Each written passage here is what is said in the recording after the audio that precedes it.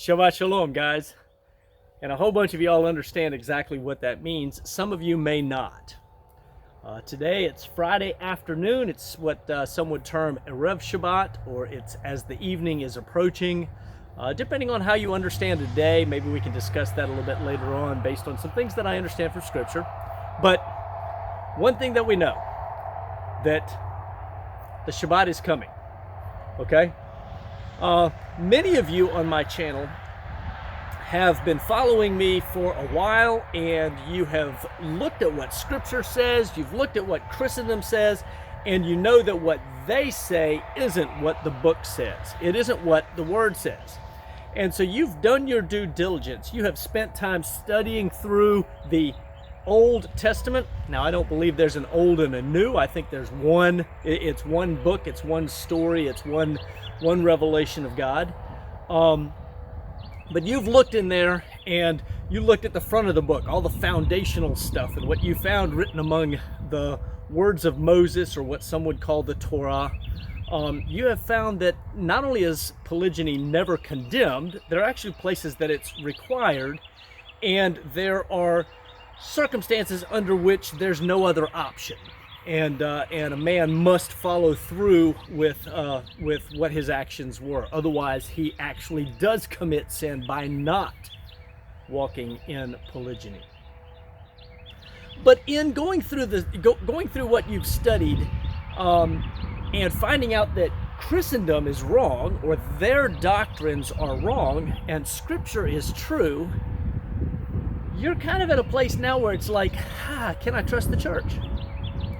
Well, let me tell you this. I call myself a recovering pastor. I spent 10 years in the pulpit before the Father, about the 8th year, the Father was asking me some questions that I couldn't answer with my church doctrines. I had to get in the Word, and once I got in the Word, I found out that there were things that the church was saying that are not what the Word says. And so it brought me to a place where I essentially had to retool my faith, had to retool what I believe, had to go back and dig and figure out. Now, polygyny wasn't the first thing that I found. And so I want to challenge you. I want to challenge you who have found polygyny first. You recognize, oh my goodness, this is what Scripture says about marriage. This is what Scripture says about headship. This is what Scripture says about patriarchy, masculinity, femininity, all these different parts that work together. God's authority structure, God, Messiah, man, woman. You've heard me teach it all. And you've looked at it and you've gone, oh wow, how did I miss this? But maybe you haven't looked at some other things. And I just want to throw a couple things out here for you and ask you to chew on them. I would ask in 3 different areas. Number 1, Shabbat, the Sabbath, the 7th day, the day that God set apart. He said, this day is set apart, kadosh, holy, as you would term it. Where did he change that? Where do we find a change of that in Scripture? Because I find 9 places in the Torah where God says, the 7th day, keep it. And some of those places have a death penalty attached to it. I find 0 places where he changes it. Anywhere in Scripture, it's not there. God never changed it. I find 68, 69 times that the word Sabbath or Shabbat is used in the New Testament. That's what Jesus did. Yeshua, he kept the Sabbath. It's what Paul did. In fact, in Acts chapter 13, somewhere around verses 42 or 44, right along in that area, Gentiles, it says, came and asked him to teach. And he says, come back next Shabbat. He didn't say come back on Sunday, come back tomorrow, or come back next Sunday. He didn't say that. He said, come back next Shabbat. In fact, there's no place, 0 places in Scripture where there's a talk about Sunday. Now, there are 9 places in the New Testament where the words miaton, sabbaton are used in reference to the first day of the week. 7 of those are actually to the day of resurrection, and the other 2 in Scripture, Acts chapter 20 verse 7 and 1 Corinthians chapter 16, I think it's around verse 2 or 3. Both of those circumstances happened between Passover and Pentecost, based on exactly what the details of the story before and after. I think all 9 of those uses, 7 of them we know are the day of resurrection. The other 2, I think, refer specifically to the day of first fruits that happens always between Passover and Pentecost, Shavuot. Where did it change? Who changed it? Why? What does it draw attention to, and what does it draw attention away from? What do the 10 Commandments say?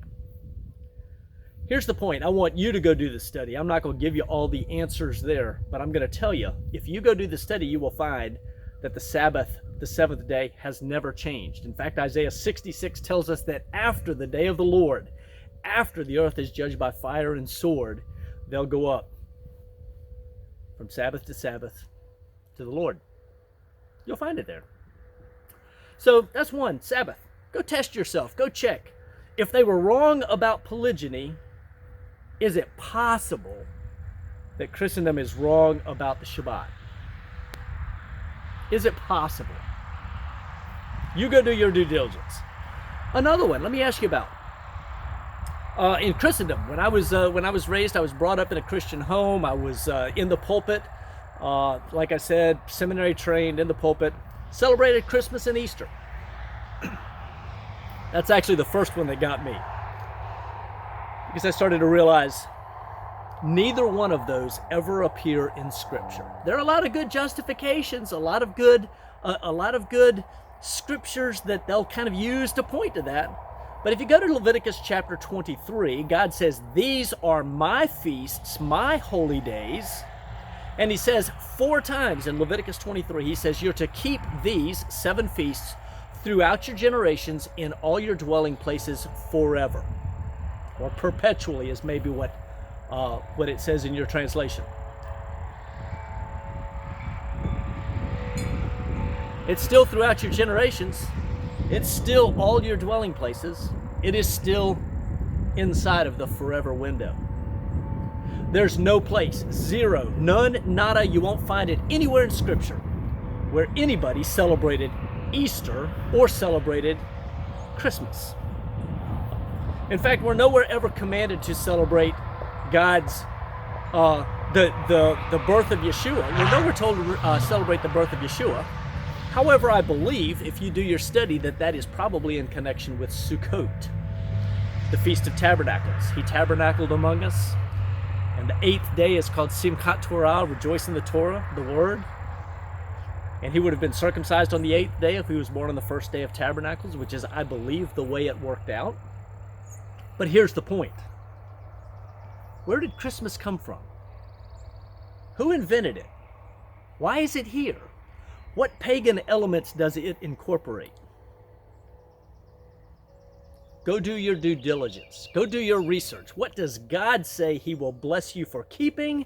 And what does God say he will not bless you for doing? Hint,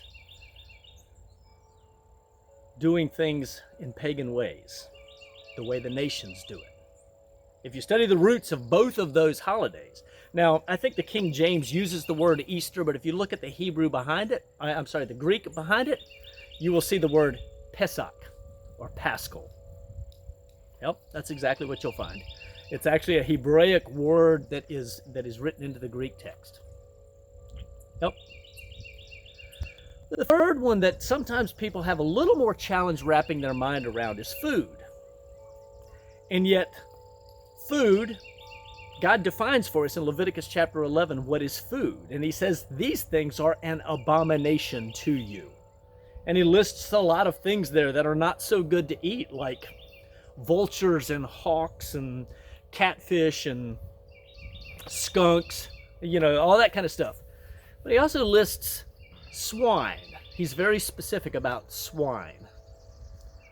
And today, you can't go anywhere in the American and in many parts of the world in their dietary or culinary stuff without having it just steeped in something that comes from a pig. And yet God says, that's not food. Later on, Yeshua is asked about what goes into a man and so on and so forth. He's asked about food, and his definition of food is Leviticus chapter 11. So even if the words say, thus he made all foods clean, he's not talking about something that's not food. And many would point to Acts chapter 10 and say, oh, but Peter's vision, the sheet came down from heaven. That's about 5 years after Yeshua, and he must have been a real dolt because he was perplexed. God showed that vision to him 3 times. It got let down, and he said, no, Lord, nothing unclean has ever touched my lips. And it says even after the vision, he was still confused as he goes down to, I think it's Joppa, with the men that came to his gate. And when he gets there, they say, how is it that you, being a Jew, come in and fellowship with us as Gentiles, being as how it is unlawful? And Peter says, Acts chapter 10, verse, I think 28, God has shown me not to call any man unclean. That's what the vision was about. God showed him not to call any man unclean. God never created unclean men and clean men. He didn't have a distinction or a division. That was rooted in traditional law of the Jews. It's not written anywhere in the Torah. It's not written anywhere else in Scripture either, for that matter. So, the one final place that I would tell you to go is to Isaiah chapter 66. Look at verses 15 through 17, and you tell me, has the earth been judged by fire and sword yet? I don't think so. That is future prophecy. And it specifically says in the prophecy that among those who will be judged, it's those who, it appears like a pagan ritual, follow one in the center in the garden, something like that. But then it says, who eat mouse and swine's flesh. Judgment comes against all flesh, it says, who eat swine and mouse. Sounds to me like at the end of days, God still hasn't changed. Sounds to me like he's pretty consistent. Just like he is with marriage. Just like he is with polygyny. So here's what I would do.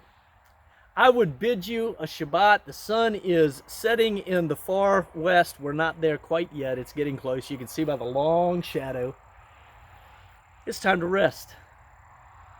And it's time to be obedient and enjoy the blessings that come with that obedience. He's never changed. His word has never changed. The Shabbat is still the same. His feasts are still the same. What he deems food is still the same. It hasn't changed. There was no releasing of the law. You're free now to go eat whatever you want. Skunk is on the menu, boys. No, that didn't happen. What would Jesus do?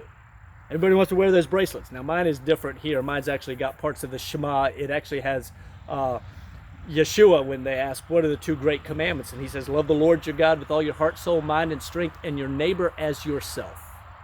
And he says, on these 2 commandments hang all the law and the prophets.